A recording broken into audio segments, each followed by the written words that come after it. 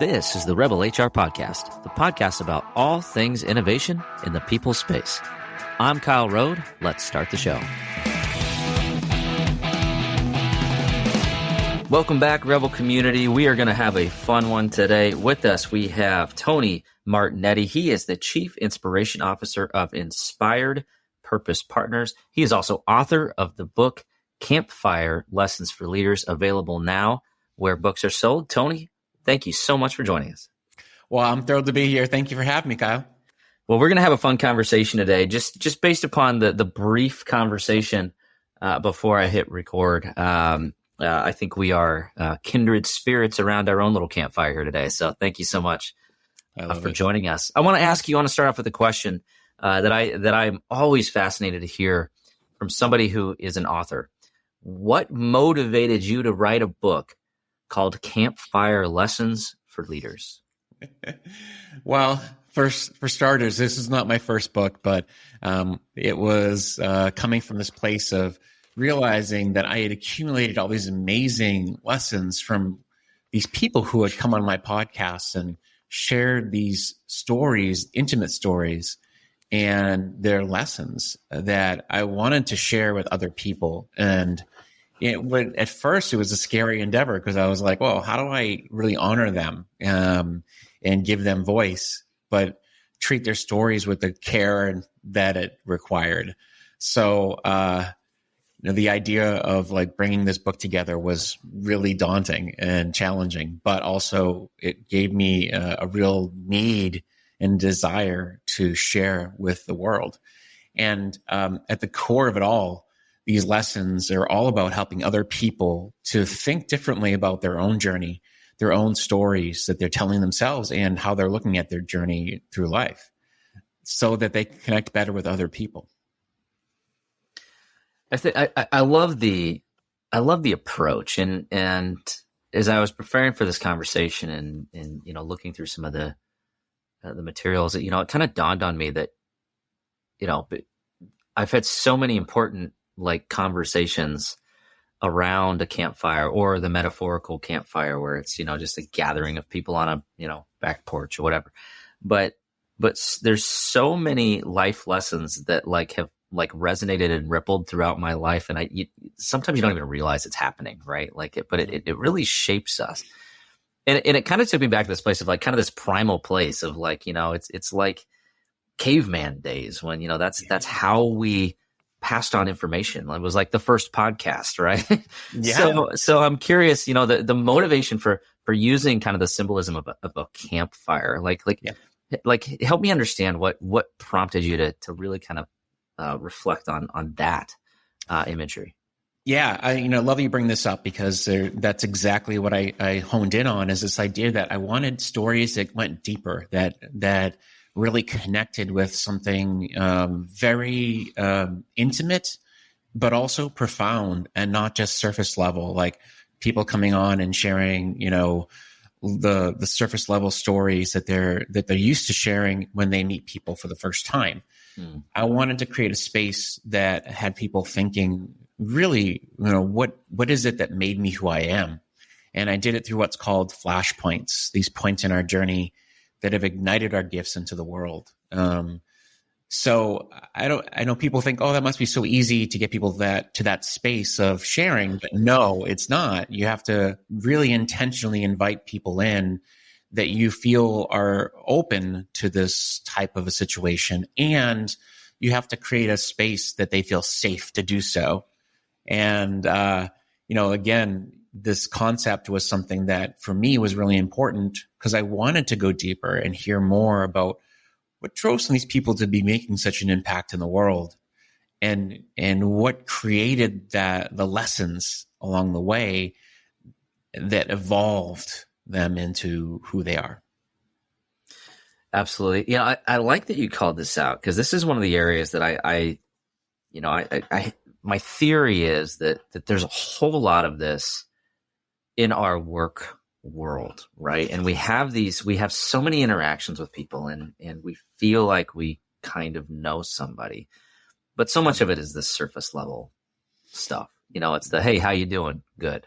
you don't actually want to know how they're doing, and they don't actually want to tell you unless you have like a deeper level of connection and relationship. But I would also argue like that's also where the magic happens, and I think that that's where some of the great leadership moments and leadership lessons can come from when you actually go a little bit deeper. So I'm curious, as you were kind of going through all of the data that you gathered to write this book, and as you were reflecting on some of the lessons in this book, what were some things that maybe went against your conventional wisdom or surprised you as you were putting this together? Well, a couple things that I'll start with is that first of all, I didn't realize that at the core of this all, it was about connection. I started to write, and things evolve. So that's one thing I'll start with.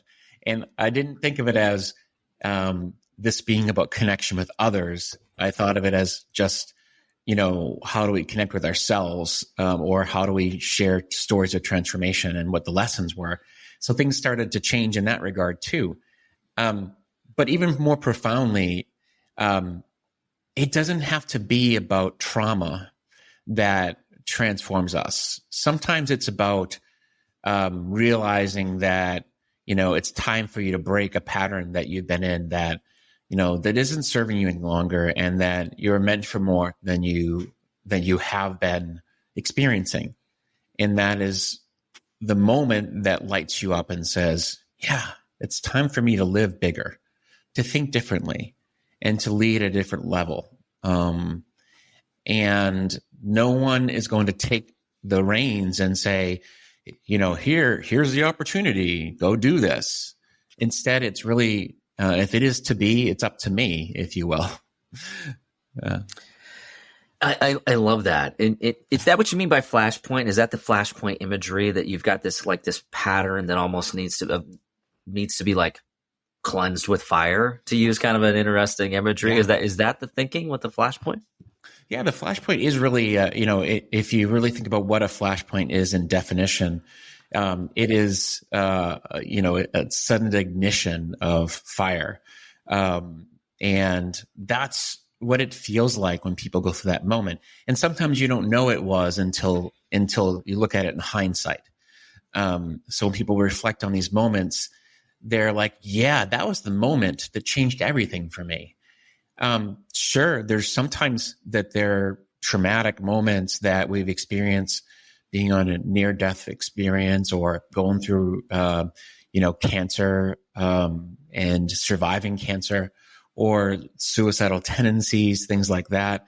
So I won't go into that too deeply, but I think the idea is that it doesn't have to be that. It can also be a situation where, maybe you got laid off from a job and you say, how am I going to look at this? How am I going to look at this as an opportunity versus a challenge that has been thrust upon me, and now I have to figure out what the heck I'm going to do with it. Yeah, I love that context, and I think it's really important. And as I kind of overlay that onto my kind of my personal life, my professional life, I think there's been a lot of these flashpoints as I reflect on it. And one of the areas that I think is really interesting, maybe to talk about a little bit, is the fact that I think many of us get into this, we get into this flow and this inertia of life, and we just kind of it's almost like we're asleep at the wheel a little bit. And then I think every once in a while we look back and we're like, we wake up and we have these moments in our lives where we're like, well, wait a minute, why am I doing this? And I think as I look at our occupation of human resources, at least my occupation, or leadership in general, I think there's a lot of these things that we do just because we've got this kind of this default operating status. And one of the things that you really talk about is it's this intentional living versus default living. And so I'd like to maybe talk about that in the context of what that means and why it's crucial to understand that as you think about future success.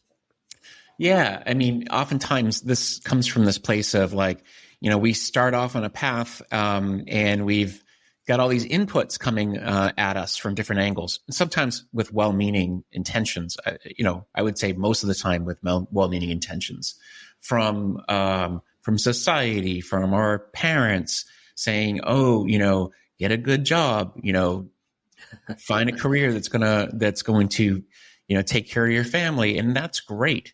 But sometimes that input does not include the things that you love, the things that you want to do. How are you going to spend the time day in and day out that's going to make you feel fulfilled and make you feel alive? And that's what sometimes gets missed. Living by default is sometimes in that place of, okay, well, I'm making a good paycheck, and ultimately I could continue to collect that paycheck, but I think my soul will have to leave my body for a period of time. Yeah. Yeah. Been there. But why? Yeah. Yeah. I mean, I think this is a really powerful concept. And I think this goes, for me, I started this podcast with the intention of trying to figure out how to manage through challenging times in the context of work. But every podcast guest and the more that I've been in my career, the more it's so much more about that personal journey, and how you show up in the world. And I do think, and I think many of us in corporate America could probably agree. Many times, yeah, you are just collecting that paycheck, right? And you're not necessarily living your truth, or hungry for the work that you're doing, or feel like you're making an impact in the world in a positive way. And I think that's, for me, like, I just think like that's a travesty, right? Like that's a tragedy, right? And if you look back in your life, it's just, that's not the way to live. That's not how we're meant to live, right? I truly believe that. And so I'm curious, as you were going through the process of writing this book, interviewing all of these amazing leaders, what are some common themes for individuals that have kind of had that realization or had that awakening or realized they were in default living? How do we switch to that intentional side of it? Yeah, first of all, realizing that you are more in control than you think you are, that you can create a life of your own making, but it starts by looking outwards, and which I know sounds odd because you think like, oh, maybe it starts by looking inward and finding out what I truly want. But it's about collecting data in the world around you and saying, when I do things, what makes me come alive when I interact with my world? And if I'm not experiencing in the work that I'm doing, maybe it's time for me to go out and explore more, have more experiences, talk to more people. And in that interaction, I start to see that there's certain things that I'm seeing as I talk to other people that are making me realize that I'm missing a lot of what I really want. And through that process, there might be some dots that you're connecting that will start to say, yeah, this is where I want to lead to. But there's also a part of this, which is to say, when you look back at your earlier life, your childhood, or things you've done, there's parts of what you've already done that we've sometimes disregard. We think, oh, that was no big deal, or, oh, that was not, that's not important to where I'm going. It was the past. But there's clues that are lurking in the past that we need to be mindful of. Oh, I love that. That's a little bit of a, like, we're going to talk about like pattern shift, right? Like that's a little bit of a context shift. A lot of times we're told like, you have to look inward, but the reality is you may not have been exposed to it yet, right? Like it's almost like, you have to like open yourself up to find, to find those answers. As you were saying that, I had like what I call truth bumps. I get like, I've learned over the years that every once in a while, like my body will talk to me when it's like, hey, listen, this is important. And when you mentioned that you have to look back and gather data and find those moments that like matter to you. And I realized a number of years ago that when I listen to my intuition, my truth bumps, and there's a couple of those moments, and I would call now I like the term flashpoint. I would call them flashpoints, where it's like something really, really profound was happening in front of me, and my body said, "You need to listen." And if I did, good things happened, right? Which sounds a little bit woo-woo, right? But like, I can point back. I think there's probably 4 or 5 in my life that I can point back to and say, yeah, that put me on the path that I'm on today. And that led to some really, really important things. Never in the way that I thought it would happen, by the way, but always in a way that was like really, really powerful and profound, right? And taught me a lot. Not always good, by the way. Like sometimes it's like, hard, but real. No doubt. Right. So I think that's a wonderful way to think about it, and a little bit of a context shift. So I think that's one of the things too, that is, as we look at our kind of our professional lives and our personal lives, I think a lot of times you do find that in order to like protect yourself, especially in a job like human resources where you have to hire and fire, and sometimes you're judging people, and it's like it can be kind of, there's like a dark side to it, right? It's not always awesome. Yeah. I think a lot of times a coping mechanism is to compartmentalize. And that is to like, let's take the personal stuff. That's personal me. Let's take the professional stuff. This is, as people call me, like HR me. Right. And like I'm two distinctly different people. But I feel like that like perpetuates this issue of this like surfacey like pattern, right? Where like at work, people don't really know who you are because you're not really yourself. So how do we kind of think differently about how we show up at work, and how do we actually get beyond this surface level interactions in a professional setting? We'll be back after a quick break. And so used to having everything in front of them right away that we forget that innovation just takes time. I myself, I get frustrated too. Why? And this as being one of my best friends is, hey, I talk to you all the time. Hey, man, I'm frustrated in the fact that I can't seem to just get there in the next day. But that's just not how these things work, right? Innovation needs to be planned out. It needs to be very methodical. And then when it finally hits, that's when it seems like to everyone else that it sort of just came out of nowhere. But to you, the amount of dedication that it took over that time. I just love that you're bringing this up, because this is one of the things that I see the most. And some people say, okay, well, the biggest challenge is like, I don't want to be like regurgitating all of my personal life on other people. But the reality is, the more you hold back, the more you feel incongruent with your work. And you don't want to feel that way. I mean, you're spending a lot of time with work. Why not feel more connected and feel more fully yourself there? But that doesn't mean you have to be, revealing, kind of like dirty secrets about yourself that, you don't feel comfortable with, or that might alienate other people. That's not what we're after. What we're looking for is ways to share parts of who you are that allow other people to connect better with who you are, and that helps them to open themselves up. And so the starting point of this is to say, okay, what are some things about you that make you unique and that make you who you are holistically?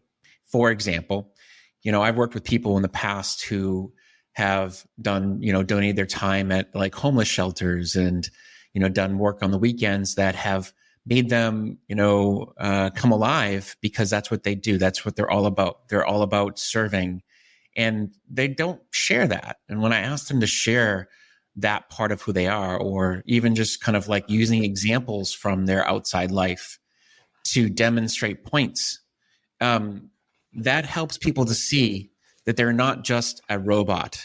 They're not just the HR person, that they have multitudes to share.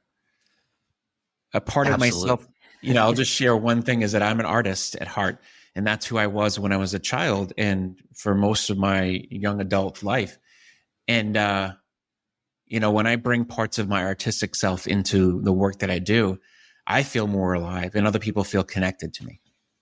Absolutely. What kind of art? Well, now I do glass blowing, but Oh, I love glass blowing. yeah,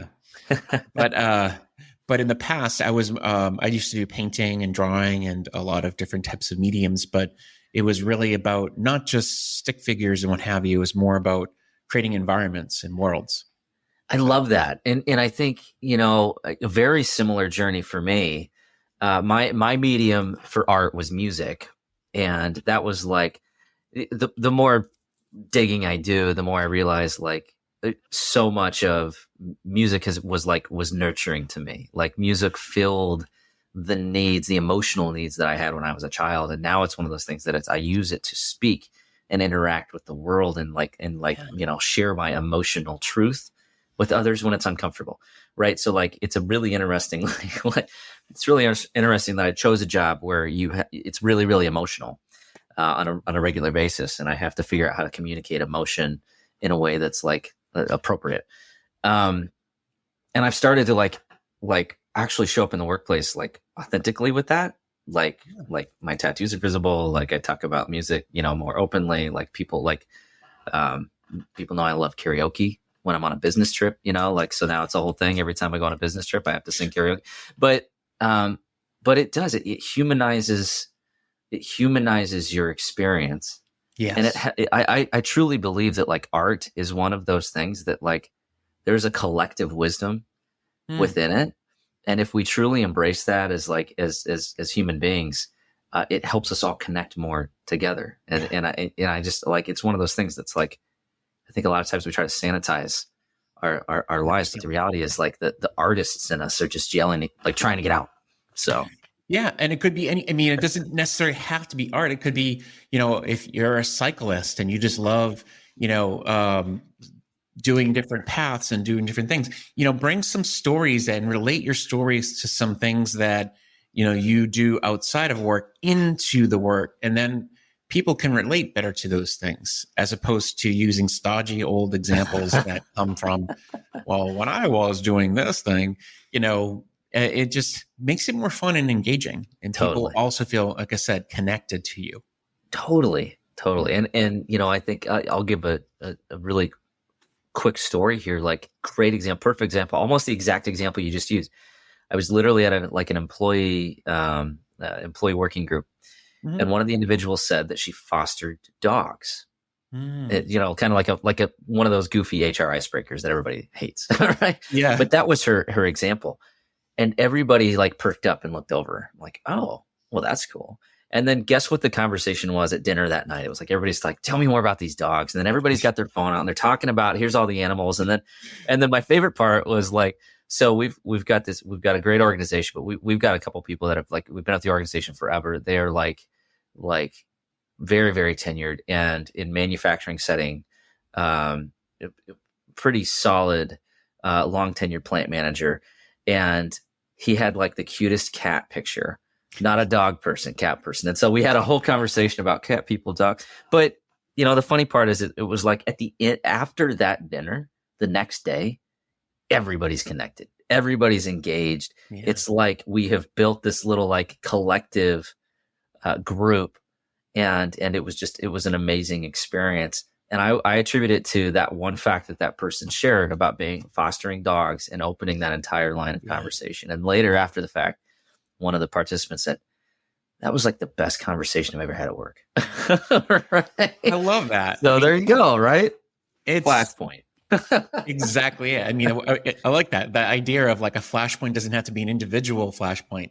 It could be a flashpoint in an organization's culture that actually changes the way people interact, which ultimately in the long run, and I kind of mentioned this earlier, is that people think of connection at work as being like, oh, that's nice. But that actually has people working better together because they see each other, and then they're feeling like I don't want to let other people down, and I'd like to see, what we can do together. I love it. Yeah, I just think, I think it's one of those things where like, and again, I'll go back to, I love the imagery of a campfire and thinking about it in that context, because I think societally we need this. I think we need this in the workplace. We need to think differently about how we connect and interact with others. And I truly believe that this type of thinking and this type of connectivity as a species will actually help us evolve in the future and overcome some of these societal challenges that just seem like insurmountable.